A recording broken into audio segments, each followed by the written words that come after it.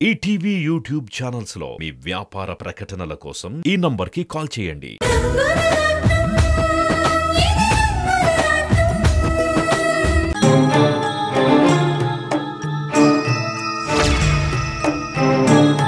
మీరా? బాబు వంశీ, లోపలికి రావచ్చా? అదేంటండి, పరాయి వాళ్ళు అడుగుతున్నట్టు అలా అడుగుతున్నారు? రండి, కూర్చోండి.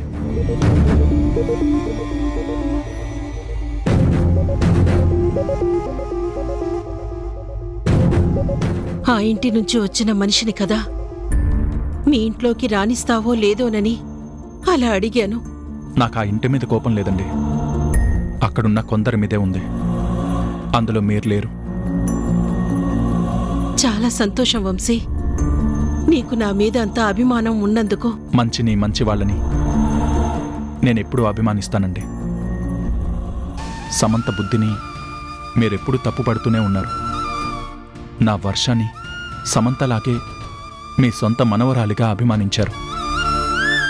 ఆఖరికి నా వర్ష మీద సమంత నింద వేసింది. నేను కూడా నమ్మాను ఆ నిందని. నమ్మని మనిషి మీరు, అందుకే మీరంటే నాకంత గౌరవం. బాబు వంశీ, సమంత తప్పులు చేసింది, సరిదిద్దుకోలేని తప్పులు చేసింది. నేను కాదన్ను, కానీ ఆగిపోయారేంటి? చెప్పండి. మీరు చెప్పలేరు, మీ మనసు అంగీకరించదు. అంగీకరించకపోయినా నా మనసును చంపుకొని అడగక తప్పని పరిస్థితుల్లో ఉన్నాను వంశీ. సమంత నువ్వు లేకుండా బతకలేదు, దానికి నువ్వంటే అంత పిచ్చి. అందుకని నా మనసుని చంపుకుని నా ప్రేమని సమాధి చేసుకుని వచ్చి మీ మనవరాలతో కాపురం చేయమని చెప్పడానికి వచ్చారా? అది వర్షకి అన్యాయం చేయడమే అని మీ మనసు కనిపించట్లేదా? బాబు వంశీ, నువ్వు వర్ష కలవాలని నేను కోరుకున్నాను, కాని అది జరగలేదు కదా. ఆ దేవుడు నిన్ను సమంతని ఒక జంటని చేశారు కదా. ఇది కనిపించని దేవుడు చేయలేదండి, పక్క పెంచుకున్న మీ మనవరాలు చేసింది. మా జంటని విడదీసి నన్ను తన జంటగా చేసుకుంది. ఎలా జరిగినా మీ ఇద్దరికీ పెళ్లి జరిగింది. నువ్వు కట్టిన తాళితో మీ ఇద్దరికీ ఒక బంధం ఏర్పడింది. ఆ బ్రహ్మముడి విడిపోదు, అలాగే మీరిద్దరూ విడిపోకూడదు. అందుకని మనసు లేని శిలగా మారి సమంతతో జీవితం పంచుకోవాలి. నా ప్రేమని చంపేసిన మనిషితో జీవితాంతం కలిసుండాలి, అంతే కదా? అది కాదు వంశీ. చూడండి, ఎంత కాదనుకున్నా సమంత మీ రక్తం కాబట్టి తను కోరుకున్నదే జరగాలన్న స్వార్థం మీకు ఉంటుంది. నేను కాదన్ను, కానీ నాకు నా వర్షకి అంత అన్యాయం చేసిన సమంతని ఎప్పటికీ క్షమించలేను. మీరే కాదు, చివరికి వర్ష వచ్చి చెప్పినా తనకి దూరంగా ఉంటాను, కానీ సమంతకి మాత్రం దగ్గర కాను, కాపురం చేయలేను. బాబు, అలా అనుకో, నీ కాళ్ళు పట్టుకుంటారు. ఏంటండి ఇది? మీరు నా కాళ్ళు పట్టుకోవడం ఏంటి? నీ కాళ్ళు కడిగి సమంతనిచ్చిన దాన్ని క్షమించమని అడగటానికి మళ్ళీ నీ కాళ్ళు పట్టుకుంటే తప్పే ఉంది. మీరు కన్నీళ్లు పెట్టుకున్నా, నా కాళ్ళు పట్టుకున్నా నాకు బాధ అనిపిస్తుంది. అంత మాత్రాన సమంతని క్షమించలేను. నన్ను ఇబ్బంది పెట్టకుండా దయచేసి ఇక్కడి నుంచి వెళ్ళిపోండి, ప్లీజ్.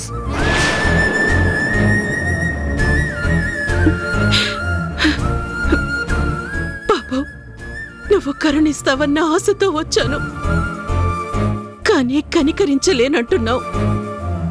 అయినా సరే, ఒక్కసారి నా మనవరాలి గురించి ఆలోచించు, దాన్ని క్షమించు. మళ్ళీ మీరిద్దరూ కలుస్తారన్న ఆశతో వెళ్తున్నాను. వస్తాను వంశీ.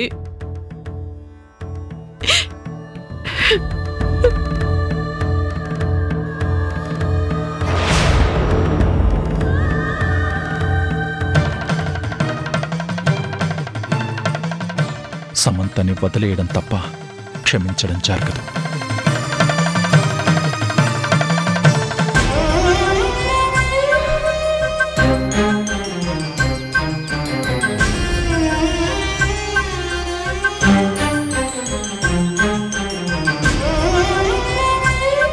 రాణి, ఆ రోజు నా కొడుకు నీకు అప్పగించి చాలా పెద్ద తప్పు చేశానమ్మా. వాడిని నువ్వు అమ్మలా చూసుకున్నా వాడు మాత్రం మనల్ని ఒక శత్రువులా చూస్తున్నాడు.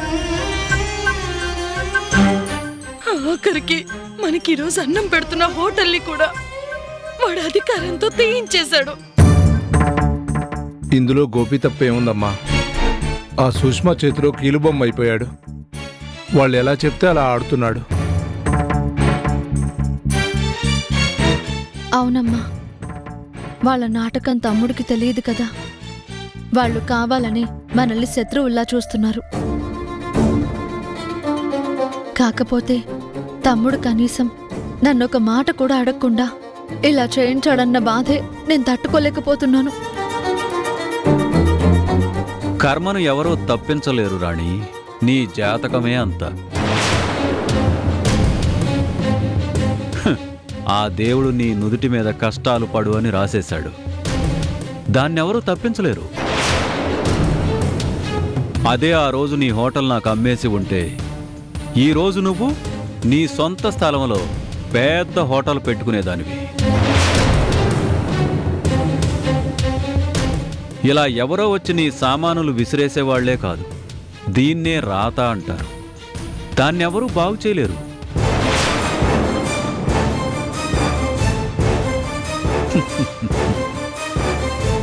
నువ్వు సెంటిమెంట్ అనుకున్న ఆ హోటల్ ఇప్పుడు నీ చేతిలో లేదు. నీలాంటి దానితో బ్రతుకు బాగుంటుందనుకున్న రాధాకి బ్రతుకే లేకుండా పోయింది.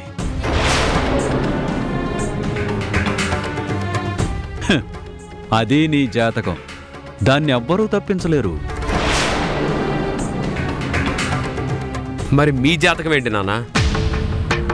ఈరోజు మీ దగ్గర కూడా డబ్బు లేదు కదా.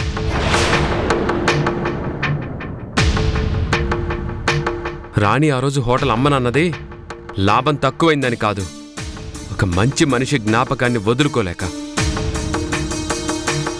కానీ సెంటిమెంట్ను కూడా పక్కన పెట్టి ఆ హోటల్ని అమ్మింది మిమ్మల్ని విడిపించడానికి. అది రాణి గొప్పతనం. తనలా మీరెప్పుడూ ఆచరించలేరు, కనీసం ఆలోచించలేరు కూడా. రాధా, నువ్వు మాట్లాడుతున్నది నీ తండ్రితో అని గుర్తుపెట్టుకో. తండ్రైనా తప్పుగా మాట్లాడితే నా కొడుకు ఒప్పుకోడు. వాళ్ల మీద బ్రతుకుతూ వాళ్ళని అనటం ధర్మం కాదు. అది మీకు ఎప్పటికీ అర్థం కాదు కూడా. రాణి, అసలేం జరిగింది? రాధాగారు, ఇది చూడండి. గోపి చెప్పాడని పోలీసులు హోటల్ అంతా ఎలా చేశారో ఇది చూడండి. ప్లీజ్ మేడం, వద్దు మేడం. సార్ సార్, అయ్యో సార్, మీరు ఎవరైనా చెప్పండి. మేడం,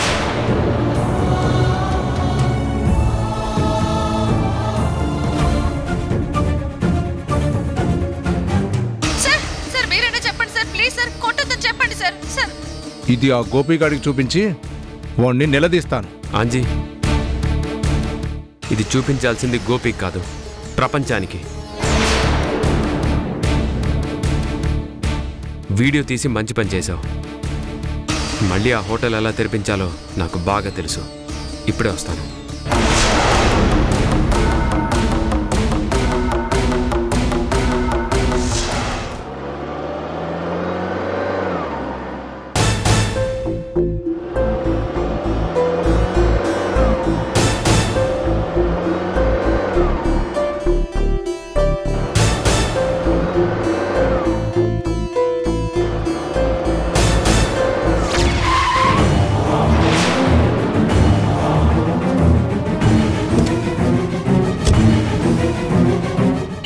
ఎవరా నువ్వు?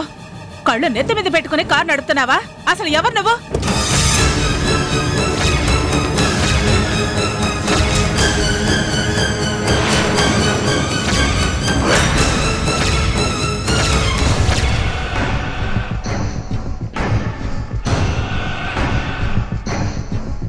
మీరా సూర్యం గారు? ఏంటి మహి, నన్ను చూడగానే భయం పెరిగిందా? స్వరం మారింది. నాకెందుకు భయం? నేనేం తప్పు చేయలేదే. నువ్వు నటిస్తే నమ్మడానికి నేను శంకర్ ప్రసాద్ని కాదు మహి. నువ్వెంతటి కాలు నాగువో తెలిసిన సూర్యాన్ని. నా దగ్గర నటించాలని కానీ నమ్మించాలని కానీ చూడకు. చూడండి సూర్యం గారు, మీరు పాత పగలను మనసులో పెట్టుకుని మాట్లాడుతున్నారు. నేను మారిన మహిని, అది మర్చిపోకండి. నువ్వు మారిన మహివో మారినట్టు నటిస్తున్న మనిషివో తెలుసుకోలేనంత అమాయకుని కాదు. క్షమించండి సూర్యం గారు, మీరిలా మాట్లాడటం నాకు చాలా బాధగా ఉంది. నా మాటలే నీకంత బాధ కలిగిస్తే మరి నీ చేతలు నాకెంత బాధ కలిగిస్తాయి? నేనేం చేశాను? నేనేమి చేయలేదు. నేనేదో చేశానని మీ అనుమానం. అనుమానం కాదు, అక్షర సత్యం. సమంతని నీ వెంట తిప్పుకుంటున్నావు. తను నీ చెప్పు చేతల్లో ఉండేలాగా చూసుకుంటున్నావు. తను మాట్లాడుతుంటే నువ్వు మాట్లాడినట్టుగా ఉంది. చూడండి, నేను సమంతని మోసం చేయటం లేదు. బిజినెస్లో మెలకువలు నేర్పిస్తున్నాను. శంకర్ అన్నయ్య వారసురాలిగా తిరుగులేని బిజినెస్ శక్తిగా మార్చాలని చూస్తున్నాను. అదేం తప్పు కాదే. అయినా ఆ పని నాకు అప్పగించింది శంకర్ అన్నయ్యే, అది మర్చిపోకండి. శంకర్కి నేనంటే పడకపోవచ్చు, కానీ వాడంటే నాకు ప్రాణం. వాడి కుటుంబాన్ని నేను కంటికి రెప్పలా కాపాడుకుంటానన్న విషయం నువ్వు మర్చిపోకు. అసలేం జరిగిందని మీరిలా మాట్లాడుతున్నారు? వంశీ సమంతలకి గొడవలు రావడానికి కారణం నువ్వే అని నాకు తెలుసు. సమంతకి వంశీ ఎక్కడ దూరం అవుతాడోనని తను చేసే పిచ్చి పిచ్చి ఆలోచనలు సమంత ఆలోచనలు కాదు.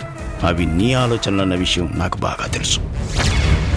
అందుకే వంశీ సమంతల మధ్య మరింత దూరం పెరుగుతోంది. అది నాదో సమంతదో తప్పు కాదు. ఆ వంశీ వర్షాది. ఆపు. అక్కడ జరుగుతున్నదేంటో, తెలివిగా నువ్వు జరిపిస్తున్నదేంటో నాకు పూర్తిగా తెలుసు. నీ జీవితం ఏంటో, నీ జాతకం ఏంటో తెలిసినవన్నీ నా దగ్గర నటించకు. చక్రి మారాడు. అందుకు నిదర్శనం శంకర్ ఆస్తులన్నీ రేఖ దగ్గర నుంచి తీసుకురావడానికి నాకు సహాయం చేశాడు. అందుకే నేను చక్రిని నమ్మాను. కానీ నిన్ను మాత్రం నమ్మను. నీ ఆశయం ఏంటో నాకు తెలుసు. జరుగుతున్న సంఘటనలు దానికి బలాన్ని చేకూరుస్తున్నాయి. ఒకటి గుర్తుపెట్టుకో మహి, తప్పులను క్షమించే సూర్యం ఎప్పుడో చచ్చిపోయాడు. మళ్ళీ నీ వల్ల తప్పు జరిగితే నిన్ను క్షమించను.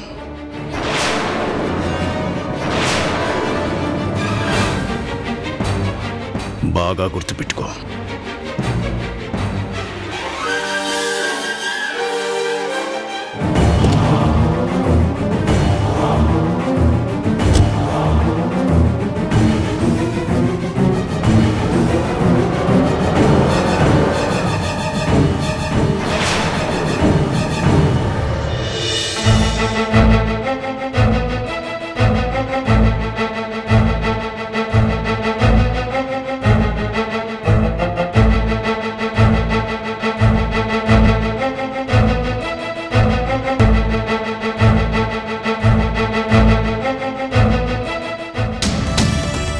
ఎందుకు పూర్ణను వాడి దగ్గరికి వెళ్ళావు?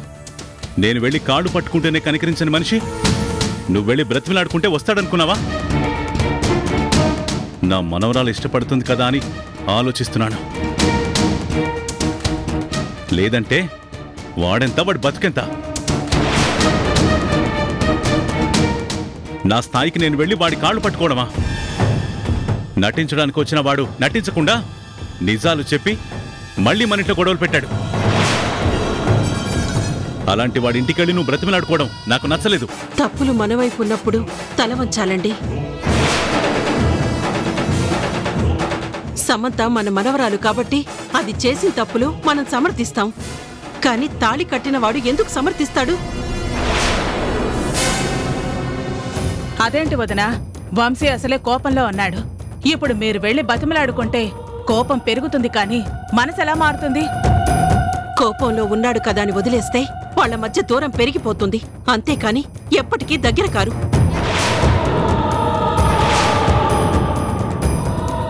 అయినా వంశీ మీరనుకున్నంత చెడ్డవాడు కాదు. తను మంచివాడే.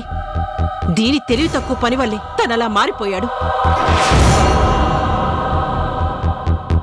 జీవితాన్ని నిలబెట్టుకోవాలంటే సహనంతో ఉండాలి, సర్దుకుపోవాలి. అంతేకాని ఎత్తులు వేస్తే బతుకిదిగో ఇలాగే తయారవుతుంది. బాగుంది పూర్ణ. శాంతి తప్పంటున్నావు. మరి నువ్వు వెళ్ళి బ్రతిమలాడుకున్నావు కదా. మరి వంశీ అంత గొప్పవాడే అయితే రావాలి కదా, రాలేదే.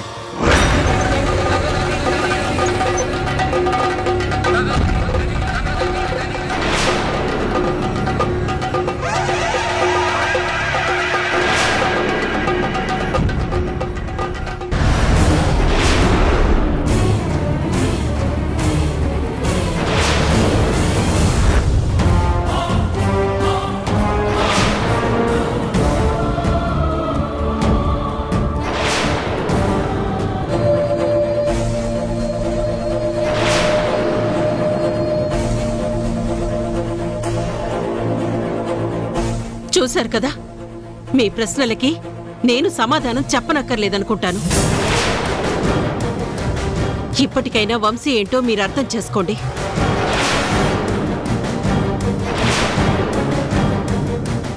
గుడ్డిగా దీన్ని సమర్థించడం మానేసి బుద్ధిగా ఉండమని గడ్డి పెట్టండి.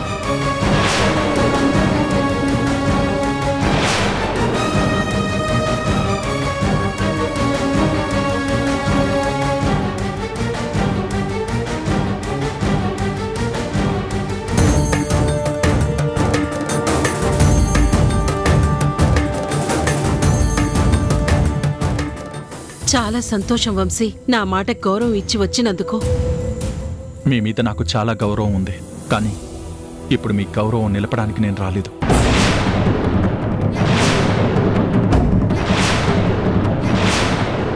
ఒక మనిషి మనసుతో ఆడుకున్న వ్యక్తిని ఎవ్వరూ క్షమించలేరు. నేనందుకు అతీతున్నేమి కాదు. అది కాదు వంశీ. నన్ను మాట్లాడినివ్వు సమంత. వర్షాన్ని నా ప్రాణం కన్నా ఎక్కువగా ప్రేమించాను. తను లేకపోతే నా జీవితమే లేదు అనుకున్నాను. అలాంటి వర్ష మీద సమంత నిందలు వేసింది. చివరికి నేను కూడా నమ్మేలా చేసింది. అందుకు తన్ని నేను క్షమించాలా?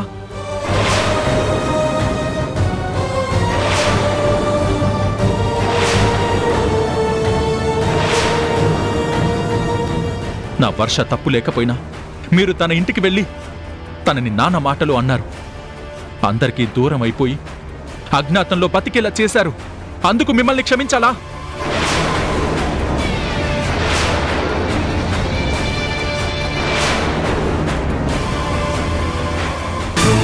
అయినా సరే ఆవిడ ఆరోగ్యం బాగుండాలని ఆలోచించి నా మనసు చంపుకునే మరి ఈ ఇంటికొచ్చి నాటకం ఆడాను.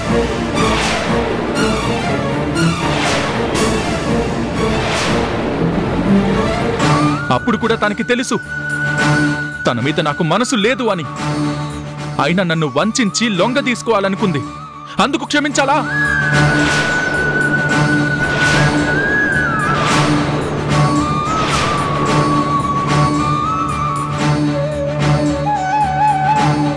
నా ప్రమేయం లేకుండా నా జీవితంతో ఆడుకున్న మనిషిని నా జీవితంలోకి ఎలా స్వాగతించగలను?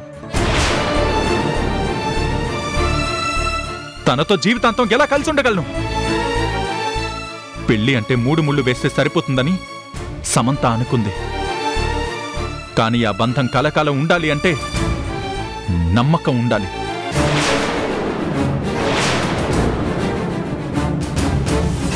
ఆ నమ్మకాన్నే చంపేసిన మనిషిని నమ్మి ఎలా కలిసి ఉండాలి? వంశీ ప్లీజ్. నీకు మాట్లాడే అర్హత లేదు.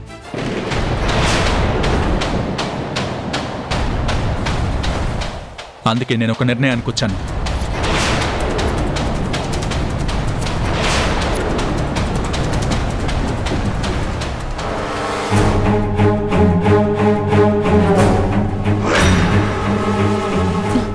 ఏంటి బాబు అది? తన మెడలో నేను కట్టిన తాళి ఉంది అనే కదా నన్ను సొంతం చేసుకోగలను అని అంత నమ్మకంతో ఉంది.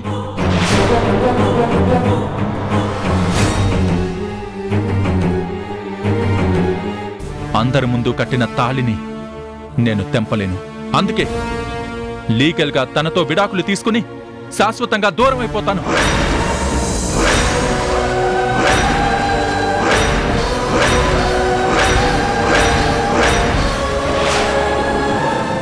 ఇవి నేను సంతకాలు పెట్టిన విడాకుల పేపర్స్.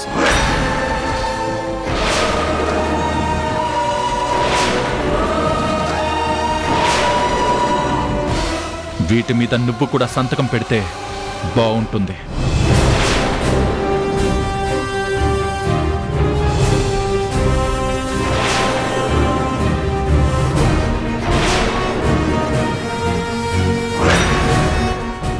ఇంతేనా వంశీ నన్ను అర్థం చేసుకున్నది? నువ్వంటే నాకు పిచ్చి ప్రేమ.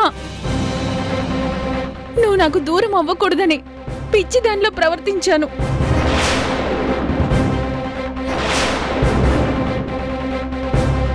నిన్నేం చేసినా నేను సొంతం చేసుకోవడానికే చేశాను.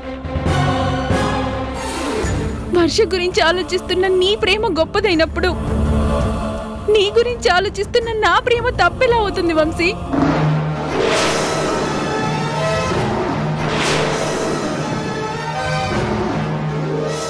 మరి నాకింత శిక్ష ఎందుకు వేస్తున్నావు వంశీ? నేనొక్కడే వర్షని ప్రేమిస్తే అది నా స్వార్థమవుతుంది. కానీ వర్ష కూడా నన్ను ప్రేమించింది. మా మనసుల్ని విరిచేసింది నువ్వు. వర్ష జీవితాన్ని నాశనం చేసింది నువ్వు. నాకు వర్షని దూరం చేసింది నువ్వు.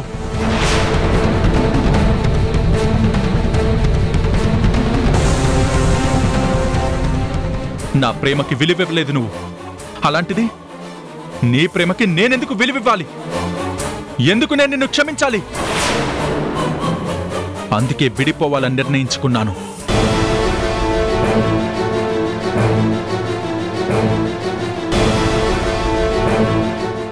నాకు ఉద్యోగాన్నిచ్చి నీడనిచ్చి ఎంతో సాయం చేసిన కళ్యాణ్ సార్ నా వల్ల అవమానాల పాలు కాకూడదు.